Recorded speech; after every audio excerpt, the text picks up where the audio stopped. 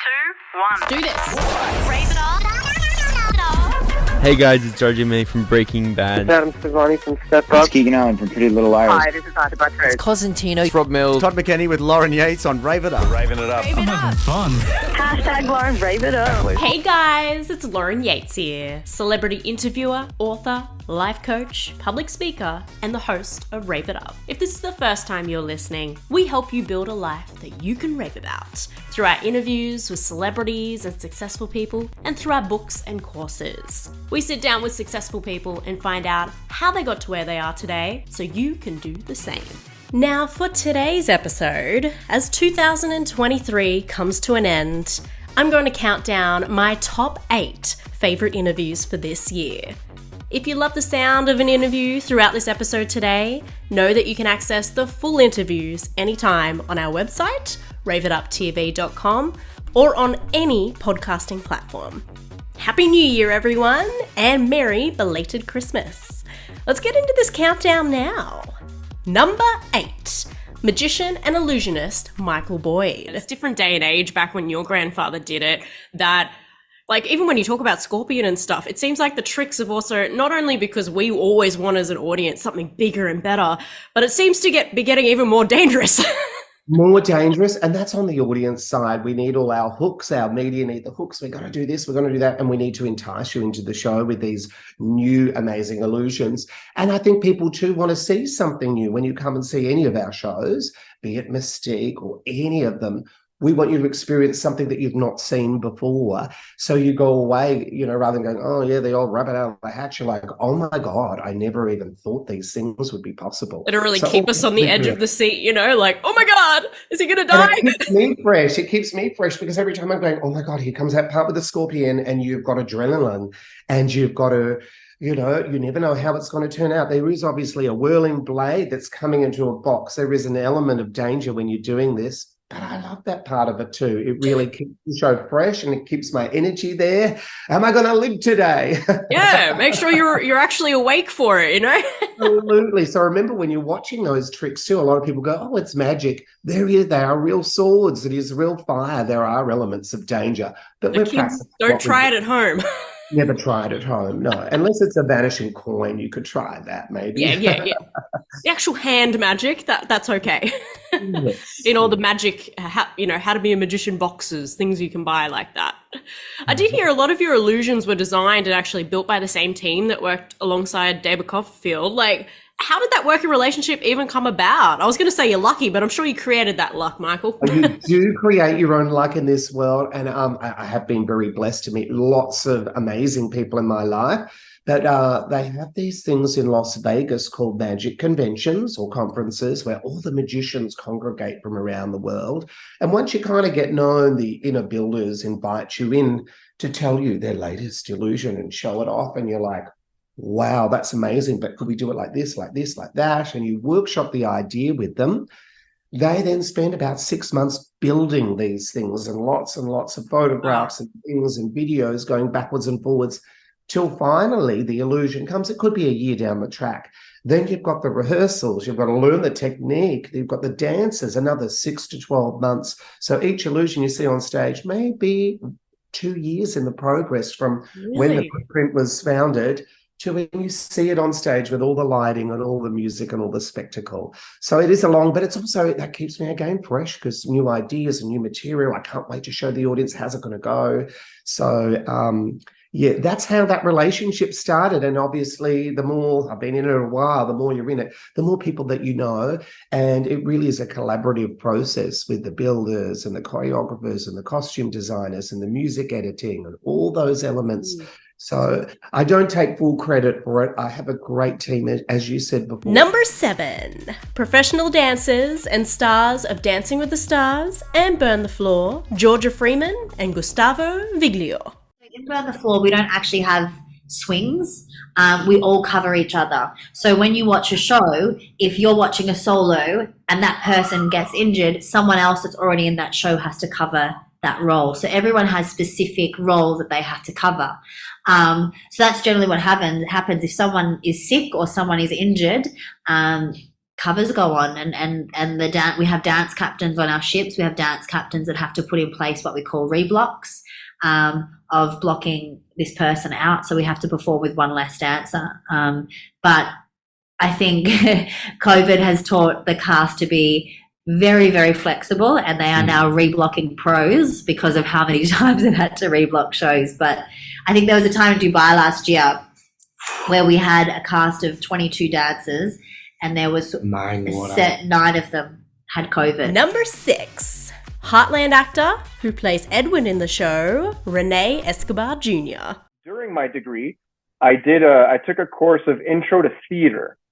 I never done theater, never did anything, but I was like, the bug was kind of like, it was starting to get bigger and bigger in my head, the whole acting thing. And I'm like, during my degree, during my undergrad, and I was like, you know what, like, let me just I can take an elective, so why not take intro to theater? And I was there, and I was just I hated it. I despised it. You know, it's so funny because you would think the story would go the other way, like, oh my God, I loved it. No, I hated it. I hated the exercises. I hated them putting you on the spot. And like, I remember one particular exercise, and it was like, okay, so say your name, we were in a circle, go into the middle of the circle and say your name with a random action. And then I'm like, what the f going on? Like, am I taking crazy pills here? Like, what's going on here? And then I kind of like stuck to it for like a week, despised it. And then I finished my degree.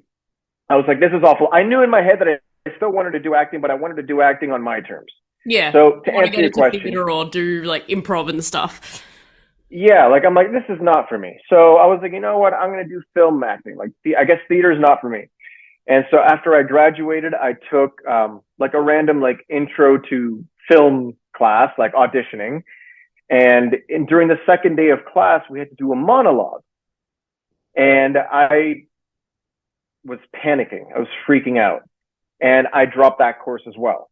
So it was a huge transition because on growing up, and like I had this love for acting, but it wasn't structured, right? Nothing about it was structured, and it was on my terms, and I essentially created the script, you know, and I do whatever the hell I want.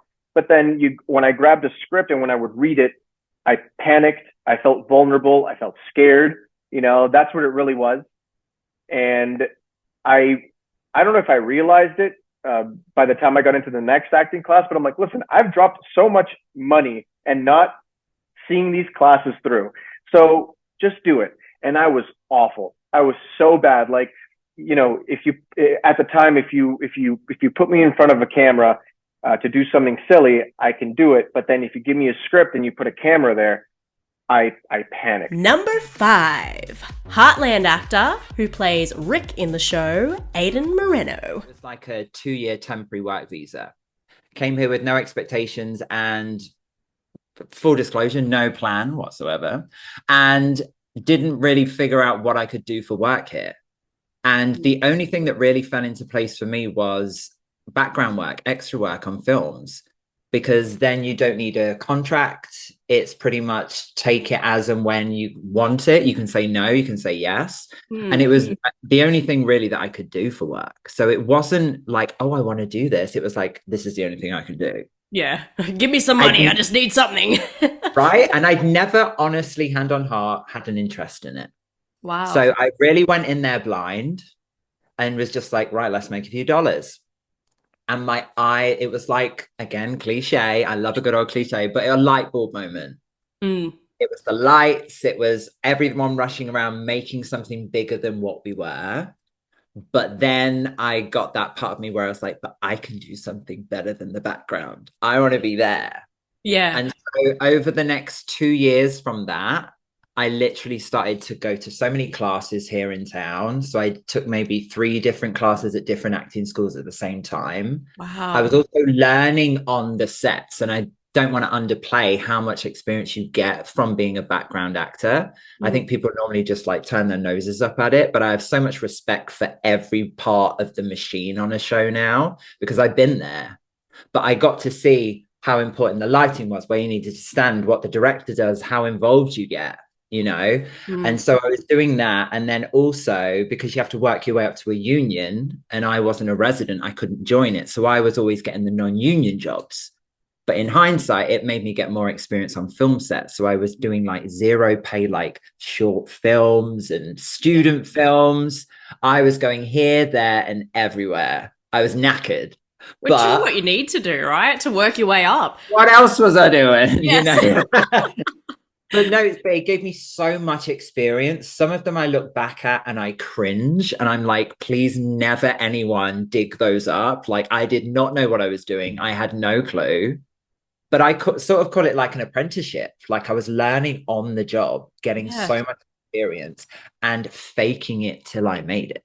Yeah, and you gotta do that. Thank the Lord above, I actually made it because then that got me an agent. I got the headshots. I did some classwork and got it on film. Number 4, comedian and actress from She-Hulk and the True Lies TV show, Ginger Gonzaga. Whenever I would like make a band or do something, everyone would look at me like, don't you know we're the shit people? Like, what are you doing? Like, don't you know? Like everyone kind of shows, everyone who decided not to get out of the box or follow their dreams, like had kind of just like chosen to sign up that, oh no, we're not people who get to do that in this life. You know what I mean? And it was very much like that in my hometown. Like even though George Lucas is from my hometown, like my small hometown, like the creator of Star Wars, but it was very, like, if you ever did something like that, it was really looked down upon. Like, why would you think that that's a real thing? You know what I mean? Or that's a real option. I think I kind of get off on it now where I'm like, haha, I'm going to do the thing that no one else would do, or I'll prove you wrong. Yeah, it's fun. I always say that I'm stupidly brave, and I think it does. Everything kind of requires a certain level, or getting to your next level requires a level of like stupid bravery. And I'm unfortunately I have too much of that. Have you always been like that, or do you think it's kind of come over time? I've foolishly always been like that, even as far as like protecting other people and blah blah and speaking up, and you know, I encourage that for everyone, but sometimes it is dangerous to your career or whatever, you know what I mean? Like I'm like, I don't want those bullies around. I'll be the one that takes the charge and tells everyone what's going on and protect it. I've done silly things like that, which were good in the long run, but yeah, I think I've always had this like need. I don't like, it's funny. I just listened to this audiobook and it's called like The Cult of Trump. And it's written by someone who was in a cult and got out of it. And he talks about why some people who are still, you know, following our former president after, you know, so many obvious grievances. And it brought up this old psych study where if you, I'm misdescribing it, but the basic essence is there's a very old psychological study where if you put a red line and a black line on a wall and you bring subjects into a room and everyone's an actor except for the subject, and you tell the person, okay, point to the red line. And if all the actors point to the black line, something like 75% of the time, the normal thinking subject will eventually betray themselves. Like they'll deny what their gut knows. They'll deny their logic. They'll deny their own reality because they're like, what? I must be wrong. Look at all these other lovely people in here that are pointing to the wrong color. And eventually they will betray themselves also sometimes because they want to fit in, and they will choose the opposite color that they know is completely wrong. And I did a lot of psychology classes as well when I was younger, and I just never want to be that person. Like I want anyone to put me in a psych test and I want to be like, haha, I didn't do it. You know what I mean? Like I kind of live my life a little like that, like almost as if I'm always on a hidden camera or I'm always in a psych study and I will not be caught dead betraying myself or like, you know, tricking my mind into, you know, doing something I don't want to do or whatever. Number 3, Heartland actress Jessica Steen and her friend, writer Haley Tyson interview me, Lauren Yates. Which Lauren Yates came first? Was it the podcaster? Was it the vlogger? Was it the entertainment journalist? Was it the author?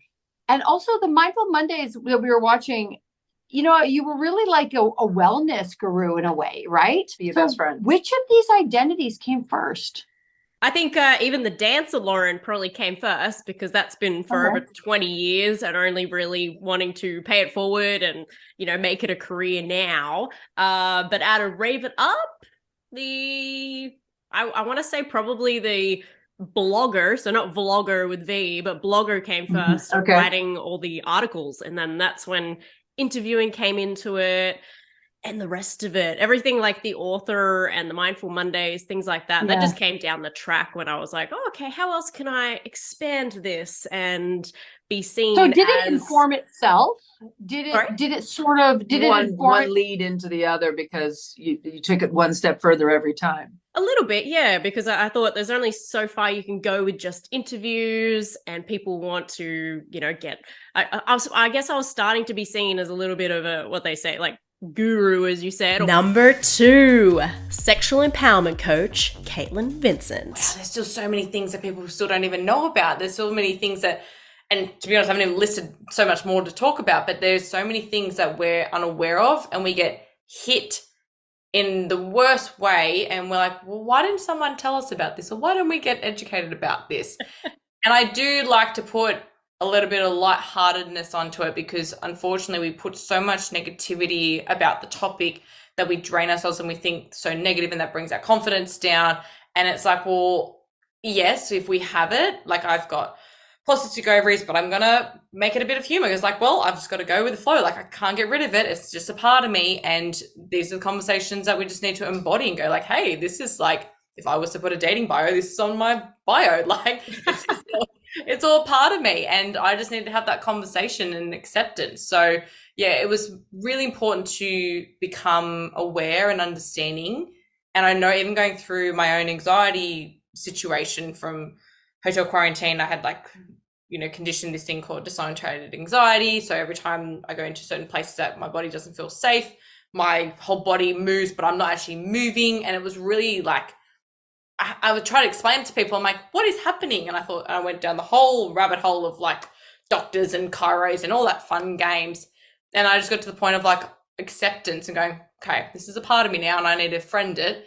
But then it made me have a lot more compassion to people going, wow, if this is what's happening to me, we have no idea what is going on in someone else's life. And that's why I really wanted to help foreshadow those conversations, because every time I have said to people, I'm Kinky Caitlin, I'm a sexual empowerment coach, they're like, oh my God, I've got a million questions. I'm like, let's go.